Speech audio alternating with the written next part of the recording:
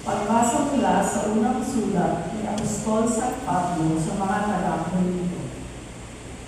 Mga kapatid, hindi masasabi ninyo man, Panginoon si Jesus, kung hindi siya pinapatnubayan ng Espiritu Santo. Iba't iba ang kaloob, ngunit iisa lamang ang Espiritu pagkakaloob ng mga ito. Iba't iba ang paraan ng paglilingkod, ngunit iisa lamang ang Panginoon na pinaglilingkuran.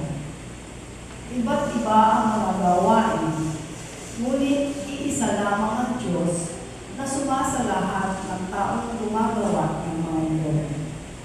Ang bawat isa ay binigyan ng kaloob na naghahayag na sumasa Kanya ang Espiritu para sa ikabubuti ng lahat. Sapagkat si Kristo ay tulad ng isang katawan na may maraming bahagi, bagamat binubuo ng iba't ibang bahagi, iisa pa rin ang katawan. Tayong lahat, maging Hudyo o Griyego, alipin man o Malaya, ay binigyan sa iisang Espiritu upang maging isang katawan.